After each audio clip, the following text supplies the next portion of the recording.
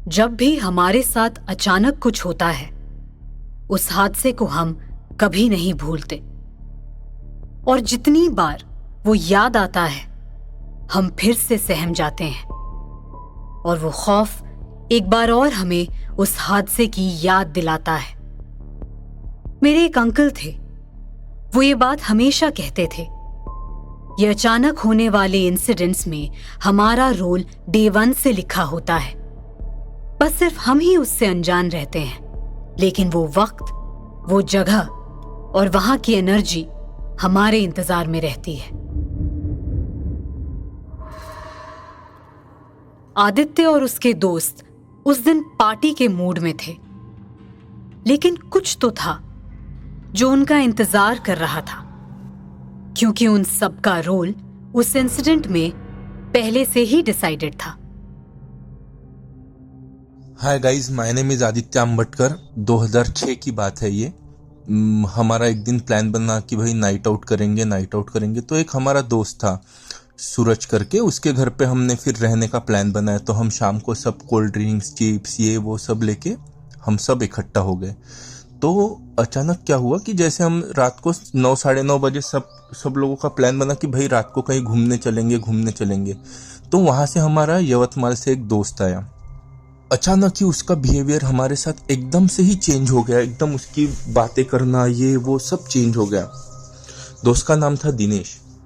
तो अचानक हमारे साथ बात करते करते हम देखते उसके बाल पूरे पूरे ऊपर खड़े हो गए। तो हम थोड़े शॉक हो गए कि इसको क्या हो गया, और बात करने का लहजा वगैरह सब चेंज हो गया उसका। तो वो सूरज ने हिम्मत करके उसके पास गया, तो उसने उसको जस्ट एक छोटा सा पुश के काफी दूर आके वो खड़ा हो गया। मतलब काफी दूर पुश हो गया वो। उसने हाथ में रिमोट लिया, दीवार के ऊपर पटका, रिमोट के 2 टुकड़े हो गए। तो हम सब डर गए कि इतना वियर्ड इसका बिहेवियर कैसे क्या हो गया ये सब कुछ, और एकदम उसके बाल खड़े हो गए। तो हम खुद ही एकदम डर गए, क्योंकि हम खुद भी तब बच्चे ही थे। तो हमने फिर जैसे तैसे उसको कुर्सी से बांध के, वो हमारे वश में ही नहीं आ रहा था, मतलब उसकी ताकत कुछ और ही थी। तो जैसे तैसे उसको हम बांध के ये वो करके एक जगह पे समहाउ हमने उसको स्टेबल किया। उसके मम्मी पापा को हमने इन्फॉर्म किया कि ऐसे ऐसे हुआ है। तो वो यवतमाल में रहते थे वो ऑफकोर्स, और तब रोड्स भी इतने अच्छे नहीं थे। तो उसके माँ बाप ने, यानी उनके अंकल आंटी ने हमको बोला कि भाई तुम्हारे लेवल पे जो करना है देखो, हम कल सवेरे तो वहां पे आ ही जाएंगे। तो हमको कुछ सूचना नहीं, हम ये सब नागपुर की कहानी है। तो हमारे नागपुर से एक जाम सावड़ी करके एक हनुमान जी का मंदिर है, जो हमारे एकदम नजदीक है, 150 किलोमीटर की दूरी पे। तो हमने ऐसे सोचा कि इसको, हमको समझ में आ गया कि ये फर्स्ट टाइम हमारा एक्सपीरियंस है, ये वियर्ड है, सब कुछ ना कुछ तो गलत तो हो रहा है।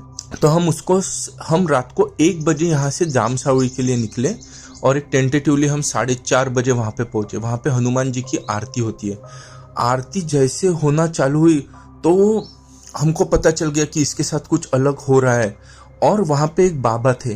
वो बाबा ने जब उनको पूछा कि ये सब कौन है और क्या है, तो एक हमारे, यानी जहाँ पे हम रह रहे थे वहां पे ही प्रताप नगर करके एरिया है, प्रताप नगर एरिया में एक लड़की का एक्सीडेंट हुआ था, और उसके सर पे चोट लगने के कारण बॉम्बे चैट करके है वहां पे हम पानी पूरी वगैरह खाने हम लोग भी जाते थे। तो वहां पे एक्सीडेंट हुआ था, और वो एक्सीडेंट में उसकी वहां पे डेथ हुई थी। तो वो लड़की ने कबूल किया कि हाँ, मेरा यहाँ पे एक्सीडेंट हुआ था, और मुझको अभी तक तृप्ति, यानी मेरी आत्मा को शांति नहीं मिली करके इस लड़के की शरीर में घुसी हूँ। तो वो बाबा ने जो कुछ है वहां पे पानी वगैरह दे के सब उसको जब शांत किया, और फिर हम सब लोग दूसरे दिन शांति से घर में आए। उसके मम्मी पापा आए। तो वो एक वो ऐसा एक्सपीरियंस है मेरे जिंदगी में कि मुझको लगता नहीं कि जब तक कि मैं खत्म होऊंगा तब तक ये मेरे जहन से निकलेगा। ये आदित्य को लगता है कि ये सब कुछ अचानक हुआ, लेकिन ये उन्हीं के साथ क्यों हुआ? अगला एक्सपीरियंस है वरुण और उसके दोस्तों का, जो कैंपिंग करने गोवा गए थे। मेरा नाम वरुण है, और मैं अपने दोस्तों के साथ एक गोवा का ट्रिप प्लान कर रहा था। तो हमने सोचा कि अंजुना बीच है, बागा बीच है, कलिंगुट बीच है, ये तो रेगुलर बीचेस हो गए, कुछ अलग चलते हैं, कुछ एक्साइटिंग करते हैं। तो हम पहुंच गए मैं नाम नहीं बताऊंगा, ऐसे एक बीच में।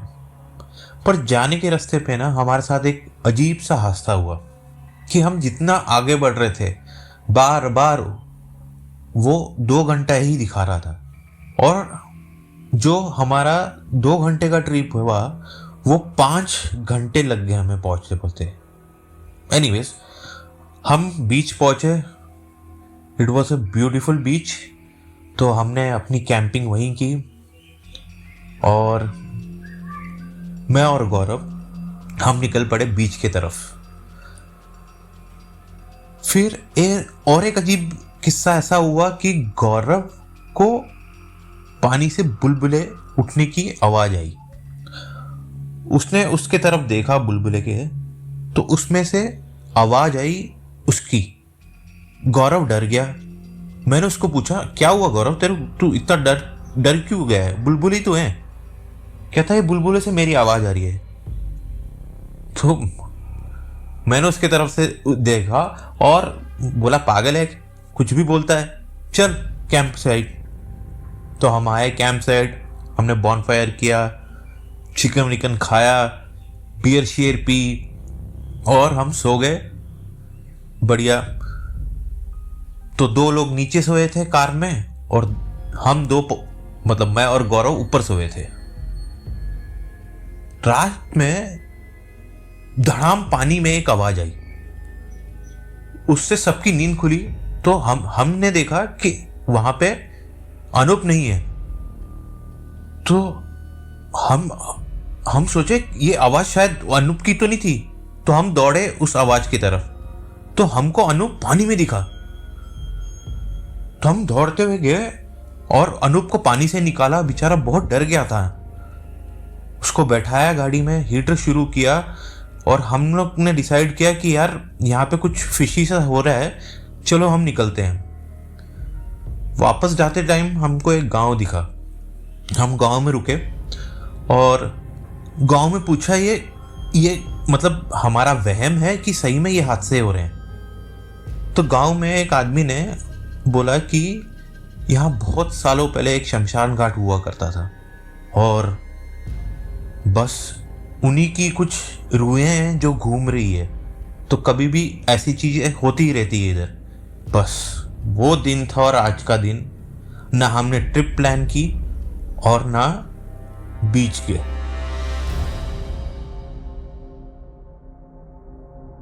वरुण का दोस्त शायद लकी था, जिसे टाइम पे हेल्प मिल गई।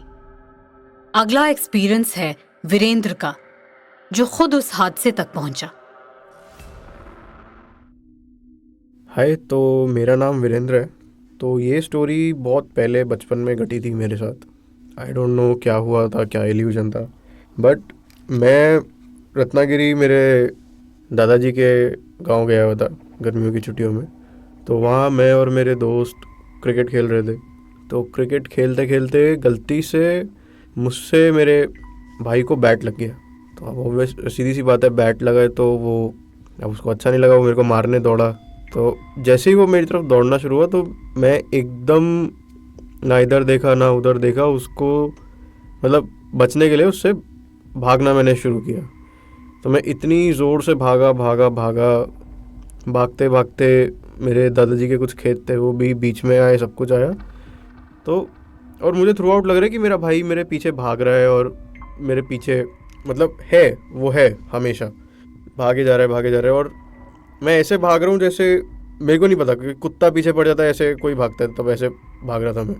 तो भागते भागते एकदम जब तक पैर सुन नहीं हो गए, सांस मतलब एकदम उखड़ गई, हाफ रहा हूँ बहुत ज़्यादा, तो रियलाइज़ किया कि पीछे कोई है ही नहीं, और मैं किधर आ गया हूँ, गाँव के कौन से हिस्से में आ गया हूँ, वो भी मुझे उसका ठीक से आइडिया अंदाज़ा नहीं है। तो मैं इतना थक गया था, तो हाफ रहा था बहुत ज़्यादा। तो सामने कुछ तो ऐसा मोनेस्ट्री से दिखा, पुराना मतलब टेम्पल है, मोनेस्ट्री समझ नहीं आता कि बहुत थोड़ा डेमोलिश था वो, और समझ नहीं आया कि क्या चीज़ है क्या नहीं है। तो वहाँ पे वहाँ से मतलब मेरे पीछे से फिर मतलब मैं उसको अपनी बैक साइड से खड़ा मतलब देख रहा हूँ आसपास और क्या है, कहाँ से वापस जाने का रास्ता है। तो एक पंडित जी वहाँ से कहीं से तो पीछे आए और मेरे कंधे पे ऐसे हाथ रखा और बोले, ये वर्ड्स मेरे को उनके हमेशा लाइफ टाइम याद रहेंगे। और ऐसे बूढ़े एकदम बूढ़े, धोती कुर्ता पहना हुआ है। बोले कि क्या हुआ बबुआ?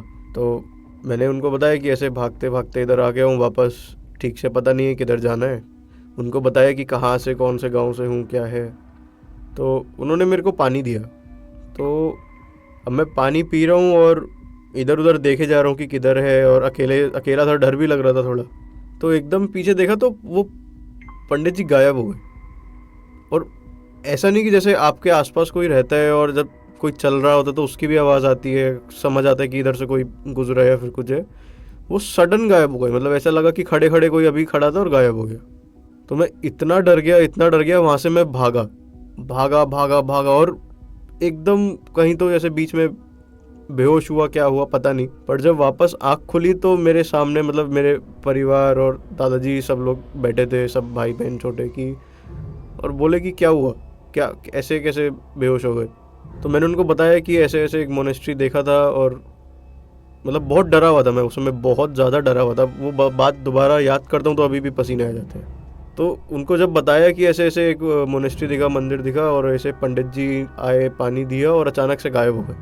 तो तब मेरे दादाजी ने, मतलब उस वक्त तो नहीं बोला क्योंकि सब बच्चे थे और सब बाकी सब डर ना जाए, तो ऐसे थोड़ा कुछ देर बाद शाम में बताया कि वहाँ पे पहले के टाइम पे एक मंदिर हुआ करता था, और वो मंदिर में पुजारी थे, और मतलब बहुत अच्छी एक कोई तो मूर्ति थी ऑफिस, और प्रीशियस मूर्ति थी सोने की। ऐसे सब बताते हैं कि सोने की अच्छी भगवान की मूर्ति थी। वो पंडित जी वहाँ रहते थे और रखवाली करते थे, पूजा करते थे। तो एक दिन वहाँ चोरी हुई, तो वो चोर आए और मंदिर में से ऑब्वियसली मूर्ति चुराई और वो पंडित जी को मार दिया। तो उसके बाद से ऐसा बोलते हैं कि वहाँ पे वो पंडित जी अभी भी उसी लैंड पे, उसी एरिया पे घूमते हैं, दिखते हैं उन चोरों को, मतलब ऐसे उनका इंतज़ार करते हैं कि ये अब आएंगे और मैं इनको सबक सिखाऊंगा। ऐसा सब गांव की कहानी है, वो कुछ भी होता है। पर मेरे साथ ये हुआ था, और बाद में मतलब मैं अपने दादाजी के साथ जाके जगह जगह हर गांव देखा कि किधर है वो मंदिर, किधर ऐसी फिर वापस जगह है। तो मेरे को कभी वो मिला ही नहीं, ना मंदिर मिला, ना ऐसा कोई पंडित मिला। पर हाँ, ये मेरे साथ एक बचपन में चीज़ हुई थी जो आज भी मेरे रोंगटे खड़े कर देती है।